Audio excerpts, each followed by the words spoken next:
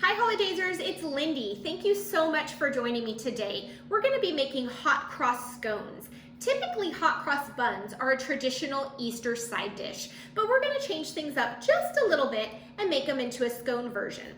So we're going to add to a large mixing bowl 2 cups of flour, 2 tablespoons of sugar, a tablespoon of baking powder, a 1/4 teaspoon of salt, 2 teaspoons of orange zest, a 1/2 teaspoon of allspice, and a 1/4 teaspoon of cinnamon.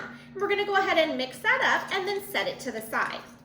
I've also preheated my oven to 400 degrees. That way, once we get these mixed up, we can pop them right into the oven. In another bowl, we're going to mix 3/4 cups of heavy cream along with 1 egg and beat it together.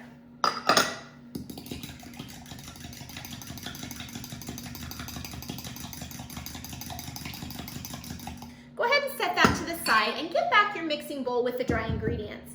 Now, I have 5 tablespoons of softened butter. It's still a little bit cold to the touch. You do not want completely room temperature butter with a scone because a true scone actually has little chunks of butter kind of left within it, and that's what makes it so good and amazing tasting, okay? So I'm gonna go ahead and just cut my 5 tablespoons of butter up into my flour mixture, and then we're going to start incorporating it. You have to be pretty patient during this time. You can either use a fork or some kind of tool like that, whatever you would like to incorporate it.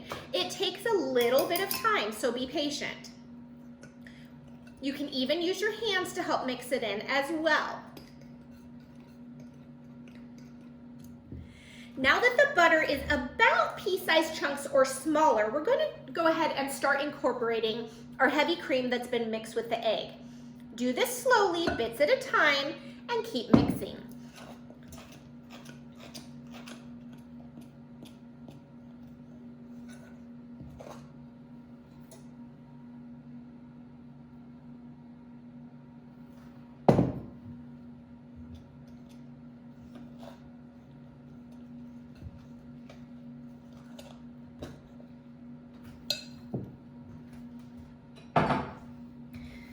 This is a really great arm workout when you're mixing this. You don't want to use a hand mixer or a stand mixer when you're making scones because those air bubbles will affect the texture of your scone.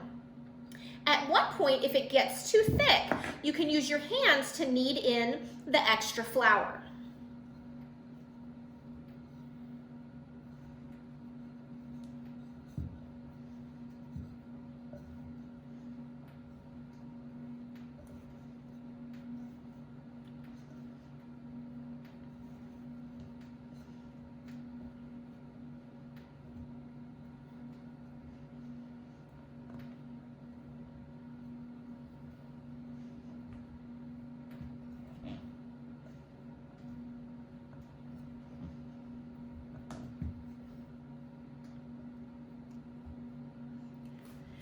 Once all of my dry ingredients are incorporated with the cream and egg, it's time to mix in those raisins. I've had my raisins sitting in just a tiny bit of water for about 15 minutes.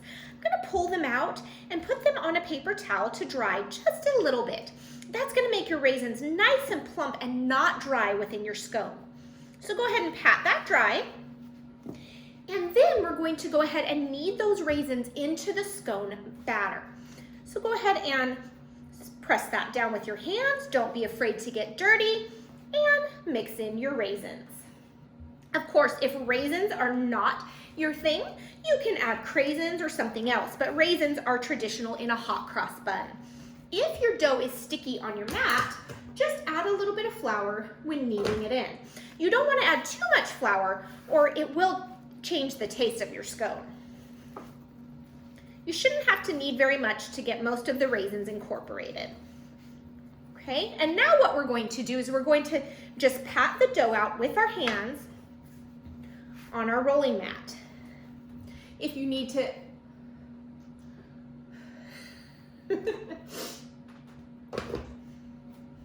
if you need to add a little bit of extra flour because it's sticking to your hands, feel free to do so.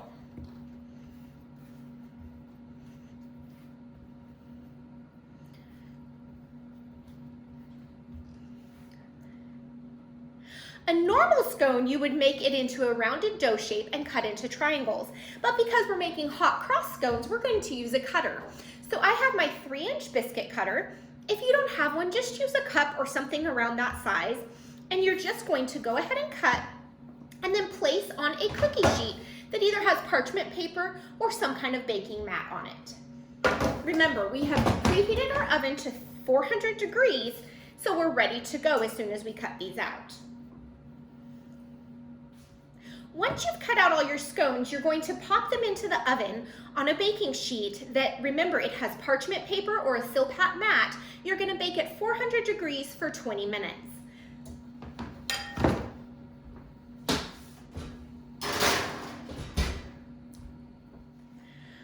Our scones have finished baking, and let me tell you, my house smells amazing with that orange zest and the spices that we mixed in.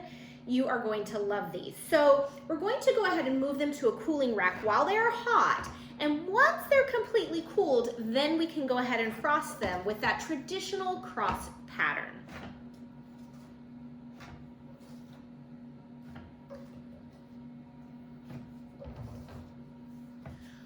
Our scones are completely cooled, so now it's time to make the frosting.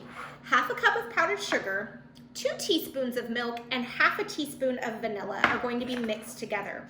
You want this to be a very thick frosting, not a light drizzle. Go ahead and just whisk it together with a fork. I have some piping bags on hand. You can either just drizzle it on your scone, or you can pipe it on using a piping bag or a Ziploc.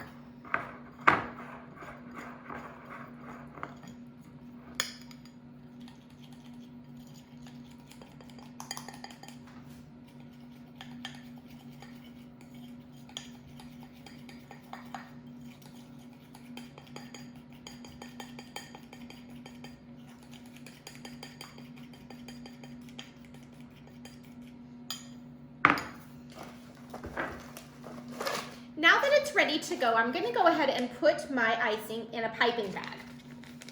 This is not a typical buttercream frosting, so it's going to be a little bit runny, but you don't want it as runny as milk or water.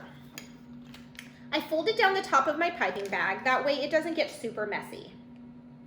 And just pour it right in. You're going to go ahead and snip the bottom of this piping bag with your scissors, a very, very small hole. That way not too much comes out at once. And then you're going to take your scones and just create a cross in the frosting. So now you have your hot cross scones. These are great enjoyed with coffee or tea, or just a snack in the afternoon. Thank you so much for watching me. Be sure to click that like button, and also make sure that you subscribe. That way anytime we upload a new video, you're notified. And I appreciate any comments or questions, and I'll get back to you. Thank you so much. Bye.